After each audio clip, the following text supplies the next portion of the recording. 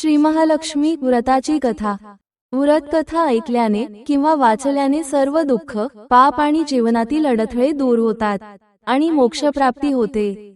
या महिन्यात विशेषतः गुरुवारी महालक्ष्मी व्रताची कथा ऐकल्याने किंवा वाचल्याने देवी लक्ष्मी प्रसन्न होते। त्यामुळे घरात सुख, शांती, समृद्धी आणि धन धान्य लाभते। मित्रहो, माता देवी लक्ष्मीची कृपा मिळविण्यासाठी कमेंटमध्ये जय मा लक्ष्मी माता लिहा। देवी लक्ष्मी तुम्हाला अपार सुख आणि मनाची शांती प्रदान करो। सौराष्ट्र राज्यात एक राजा राज्य करत होता। त्याचे नाव भद्रश्रवा होते। तो राजा शूर, दयाळू आणि प्रजाहितदक्ष होता।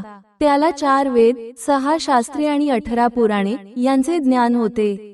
या राजाच्या राणीचे नाव होते सुरतचंद्रिका। राणी दिसायला सुंदर, सुलक्षण आणि पतिनिष्ठ होती। त्यांना एकूण 8 अपत्ये होती, 7 पुत्र आणि त्यांच्यानंतर झालेली एक कन्या। राजा राणीने कन्येचे नाव श्यामबाला ठेवले होते। एकदा देवीच्या मनात आले, आपण राजाच्या राजप्रासादी राहावे। त्याने राजा आणखी सुखी होईल, प्रजेलाही तो आणखी सुख देईल। गरीबाकडे राहिले तर सगळ्या संपत्तीचा तो एकटाच उपभोग घेईल। म्हणून देवीने म्हातारीचे रूप घेतले, फाटकी वस्त्रे परिधान केली, आधारासाठी काठी घेतली आणि काठी टेकत टेकत ती राणीच्या महालाच्या दाराशी आली। तिला पाहताच एक दासी पुढे आली। तिने म्हातारीला विचारले, कोण ग बाई तू? कुठून आलीस? काय काम काढलंस? तुझं नाव काय? गाव काय? काय हवं तुला? म्हातारीचे रूप घेतलेली श्री महालक्ष्मी म्हणाली, माझं नाव कमलाबाई, द्वारकेला राहते मी, तुझ्या राणीला भेटायला आले। कुठे आहे ती? दासी म्हणाली, राणीसाहेब महालात आहेत, त्यांना सांगायला गेले तर त्या माझ्यावरच रागावतील। तुला त्या कशा भेटतील? तुझा अवतार पाहून तुला त्या हाकलूनच देतील। तू इथेच थोडा वेळ थांब। म्हातारीला राग आला। ती संतापून म्हणाली, तुझी राणी गेल्या जन्मी एका वैश्याची पत्नी होती। तो वैश्य फार गरीब होता, त्यावरून त्या दोघांची नेहमी भांडणे होत। नवरा तिला मारहाण करी। या त्रासाला कंटाळून एक दिवस ती घर सोडून गेली आणि जंगलात उपाशी तापाशी भटकू लागली। तिची ती अवस्था पाहून मला तिची दया आली। मी तिला ऐश्वर्य, सुख आणि संपत्ती देणाऱ्या श्री महालक्ष्मी व्रताची माहिती सांगितली। त्याप्रमाणे तिने ते व्रत केले। तिच्या व्रताने महालक्ष्मी प्रसन्न झाली। तिचे दारिद्र्य संपले, तिचे घर संपत्ती समृद्धीने भरले, तिच्या जीवनात आनंद भरला। मृत्यूनंतर लक्ष्मी व्रत केल्यामुळे ती दोघे पती पत्नी लक्ष्मी लोकात वैभवात राहिली। या जन्मी त्यांचा जन्म राजकुळात झाला आहे। देवीच्या कृपेने ती आता राणीपदावर बसली आहे। म्हातारीचे बोलणे ऐकून दासीच्या मनात जिज्ञासा निर्माण झाली। तिने म्हातारीला पाणी दिले, नमस्कार केला आणि म्हणाली, मला सांगाल ते व्रत? मी करीन ते नेमाने। म्हातारीने दासीला लक्ष्मी व्रताची माहिती सांगितली। ती उठली व काठी टेकीत निघणार तेवढ्यात राणी महालातून बाहेर आली। फाटक्या वस्त्रातील म्हातारीला पाहताच ती संतापली आणि उर्मटपणे म्हणाली, कोण ग तू? इथे कशाला आलीस? जा इथून। तिने पुढे होऊन म्हातारीला हाकलून दिले। ती म्हातारी प्रत्यक्ष महालक्ष्मीच होती हे राणीला कळले नाही। राणीचा तो उर्मटपणा पाहून देवी महालक्ष्मीने तिथे न थांबता स्वस्थानी जाण्याचे ठरवले।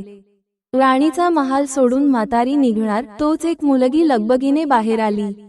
ती मुलगी होती राजकन्या श्यामबाला। तिने येऊन म्हातारीला नमस्कार केला, कळवळून म्हणाली, आजी रागावू नका, माझी आई चुकली, तिच्यासाठी मला क्षमा करा, मी तुमच्या पाया पडते।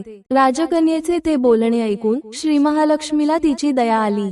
तिने श्यामबालाला लक्ष्मी व्रताची माहिती सांगितली। तो दिवस मार्गशीर्ष महिन्यातला पहिला गुरुवार होता। पुढे त्या दासीने लक्ष्मी व्रत केले। तिची स्थिती सुधारली। दासी पण सोडून ती संसार सुखाने करू लागली। राजकन्या श्यामबालानेही भक्तिभावाने सांगितल्याप्रमाणे महालक्ष्मी व्रत केले। सगळे नियम पाळून दर गुरुवारी तिने व्रत केले। शेवटच्या गुरुवारी उद्यापन केले। लवकरच श्यामबालाचा विवाह सिद्धेश्वर नावाच्या राजाच्या मालाधर नावाच्या राजपुत्राशी झाला। तिला राजवैभव मिळाले। लक्ष्मी व्रताच्या प्रभावाने तिचा संसार सुखात समाधानाने सुरू झाला। इकडे भद्रश्रवा व राणी चंद्रिका यांना हळूहळू वाईट दिवस येऊ लागले। त्यांचे राज्य गेले, त्यांचे सगळे वैभव ऐश्वर्य लयाला गेले। चंद्रिका राणी होती, तिची स्थिती आता बदलली. अन्न पाण्यासाठी ती तरसली. भद्रश्रवाला फार वाईट वाटे, पण तो तरी काय करणार. एक एक दिवस चिंतेने उगवत होता, तसाच मावळत होता.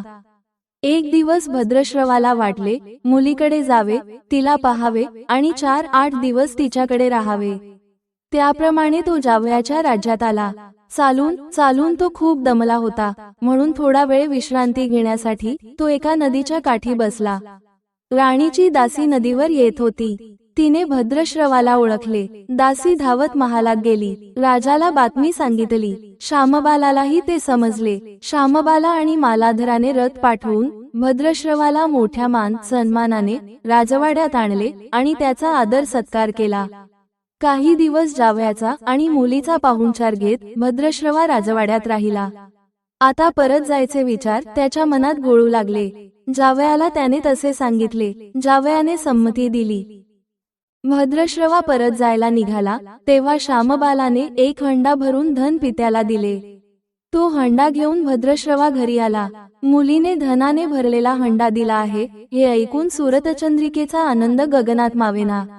घाईघाईने तिने हंड्यावरचे झाकण काढले. आत पाहते तर काय, हंड्यात धन नव्हतेच, होते फक्त कोळसे. महालक्ष्मीच्या अवकृपेने हंड्यातल्या धनाचे कोळसे झाले होते. चंद्रिकेने कपाळावर हात मारून घेतला. भद्रश्रवा हा चमत्कार पाहून चकित झाला. दुःखाचे दिवस संपत नव्हते, दारिद्र्याचे भोग सुटत नव्हते. सुरतचंद्रिकेला एक दिवस काढताना जीव मेटाकुटीला येत होता. एक दिवस सुरतचंद्रिकेच्या मनातही लेकीला भेटायची इच्छा निर्माण झाली. त्याप्रमाणे ती लेकीच्या घरी जाण्यासाठी निघाली. तो दिवस मार्गशीर्ष महिन्यातला शेवटचा गुरुवार होता. सुरतचंद्रिका लेकीच्या घरी पोहोचली तेव्हा शामबाला व्रताचे उद्यापन करीत होती. शामबालाने आईकडूनही महालक्ष्मी व्रत करवून घेतले. 4 दिवस मुलीकडे राहून सुरतचंद्रिका परत आपल्या गावात आली. लक्ष्मीव्रत केल्यामुळे काही दिवसातच त्यांना त्यांचे पूर्वीचे वैभव परत मिळाले. राज्यप्राप्ती झाली. पुढे काही दिवसांनी आई वडिलांना भेटण्यासाठी म्हणून शामबाला माहेरी आली. पण बाप भेटायला गेला असताना त्याला शामबालेने कोळसा भरलेला हंडा तरी दिला होता, पण आपल्याला मात्र काहीच दिलं नाही हा राग राणीच्या मनात होता. त्यामुळे शामबालेचे व्हावे तसे स्वागत कुणी केले नाही. राणीने एक प्रकारे तिचा अपमानच केला होता. पण शामबालेला आईचा राग आला नाही. ती पुन्हा आपल्या घरी जाण्यासाठी निघाली. निघताना तिने पूर्वी बापाला दिलेला हंडा परत घेतला. त्यात मीठ भरले व तो हंडा घेऊन ती आपल्या सासरी आली. स्वगृही आल्यावर मालाधराने शामबालेला विचारले, माहेराहून काय आणलंस?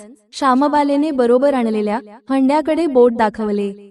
मालाधराने झाकण काढून आत पाहिले तर हंड्यात मिठाचे खडे. मालाधराने चकित होत पत्नीला विचारले, हे काय? या मिठाचा काय उपयोग? शामबाला म्हणाली, थोडं थांबा म्हणजे कळेलच.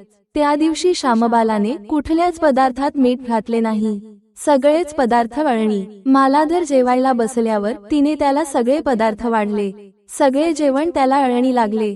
मग शामबालेने पानात थोडे मीठ वाढले. अन्न पदार्थात ते मिसळताच बेचव अन्नाला चव आली. हा मिठाचा उपयोग. शामबाला पतीला म्हणाली. मालाधरलाही तिचे म्हणणे पटले. हे महालक्ष्मी व्रत श्रद्धेने आणि मनोभावे करेल त्यांना श्री महालक्ष्मी प्रसन्न होऊन त्यांच्यावर तिची कृपा होईल. पण श्रीमंती आल्यावर सुद्धा माणसाने उतू नये. नित्य नेमाने श्री महालक्ष्मी व्रत करावे. देवीचे मनन चिंतन करावे, म्हणजे देवी सदैव तुमच्या पाठीशी उभी राहील, तुमची कामना पूर्ण करील. व्हिडिओ आवडला असेल तर लाईक करा, आपल्या मित्रांना शेअर करा आणि चॅनेलला सबस्क्राईब करायला विसरू नका. धन्यवाद.